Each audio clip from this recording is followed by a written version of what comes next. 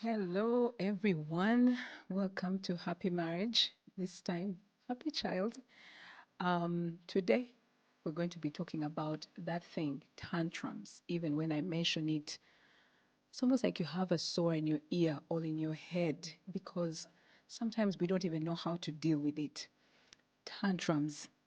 I remember one of those days in my own journey of parenting, our very first one, when he was born. We had put him somewhere to play and had given him something to eat. And I think he did not like what I'd given him to eat. And as soon as he got the plate, he just threw the plate down and began to raise his voice very loud. And thankfully, I had some information that was helpful. So, what I did not actually even pay any attention to the screaming and the yelling and the kicking. I did nothing about it. And I realized actually in one day the tantrums came, and in that very day they disappeared. So here we are. This today we are talking about the tantrums. I'm a mom of three, so tantrums are very common to me. And tantrums to me are a manifestation of uncontrolled emotions with an audience. Tantrums thrive with audience. When there's no audience, it's hard, as we're going to talk about. But when there's an audience, a tantrum can live as long as there's an audience. So, why do children actually throw tantrums? Number one, because they're selfish. Life revolves around them. They want to have their way. Even actually, adults sometimes throw tantrums. But with children, same reason with the adults. They just want to have their way. They need attention. They need everyone to see that they're there. They've done this thing and they have they've disapproved the parent or whatever it is, and they need that attention. And then sometimes, actually, it's true that some of those children do not know how to communicate and express themselves. Like, what do I do when I need something? What do I do when I'm frustrated? No one has actually taken the time to teach them on what to do. So those can be the three reasons why our children commonly throw tantrums. And you know, the scripture is very interesting. In Proverbs 20, verse 11, it says, even a child is known by his deeds, whether what he does is pure or right. Really, the deeds of throwing yourself down and kicking and screaming and throwing things here and there is not a pure deed. Let us deal with it. It's not a pure deed. So, usually I tell parents, let's just take that child who is falling down, kicking, screaming, wanting their way, wanting attention. Let's take that child and look at them in the next 15 years or 20 years. I've heard recently of a young lady, a youthful lady, who left her job because they did not give food. Imagine that. Let's imagine that child when they are married and maybe their spouse asked them to do something or corrected them in any way.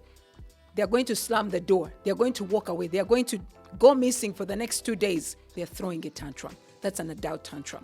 So tantrums need to be attended to and put to death completely and quickly. And that can happen to you very fast. What do? Number one, set your face against the tantrum.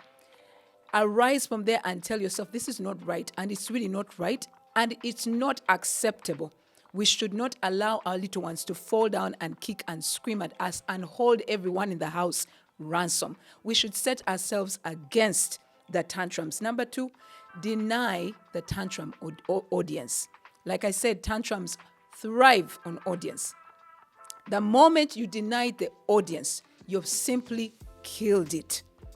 Whatever it is, I hear sometimes parents will say, but my child will fall down or maybe they'll hurt themselves or whatever it is. Some children actually calculate their tantrums, make sure they fall and don't hurt themselves.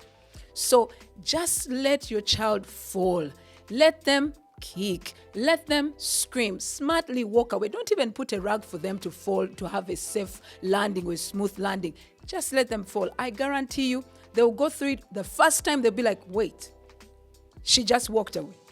He just walked away. I cannot believe it. They will rise and find their little feet and find you wherever you've gone. The second time, they'll be like, it's not working.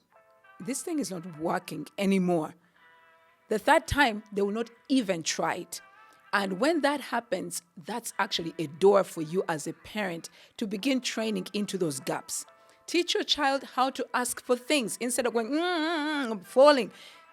Please, may I have? Use those very words. Please, may I have this? Please, can I have this? If they are playing somewhere and they're getting frustrated to finish their whatever they're building or whatever they're working on, train them to ask for help. Please, I need some help. Can someone please help me? Mommy, could you please help me? Or Daddy, would you please help me?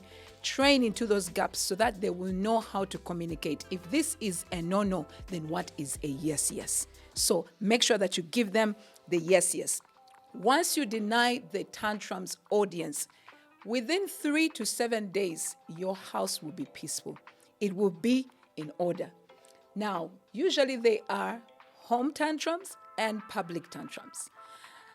How about when I'm in a supermarket and my child, I refuse to buy them candy and they fall on the floor, and they set the whole entire supermarket ablaze? What you would do, my dear parent? Go low, pick up your child, hold them very tightly on your chest, go outside, find a place somewhere. You know these places. Find a place and be there with them, hold them until they stop the kicking. And after they stop the kicking, consider that activity closed. And when you go back home, please address it.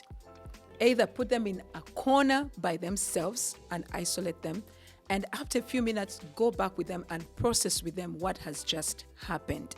You lost the privilege of getting the candy because you did not ask nicely. You should have asked nicely, and this is how we ask. So outside tantrums can be held onto, and then when we go back home, we can actually attend to them. And lastly, I want to say, be determined to have peace in your house, and be determined to have your children orderly. Tantrums can be dealt with 1, 2, 3, and tantrums will be out of your house. Thank you. I hope that's helpful. If it's helpful for you, please leave a comment, or if you have a question, leave that question so we can be able to attend to it. But tantrums can actually be dealt with. Thank you so much.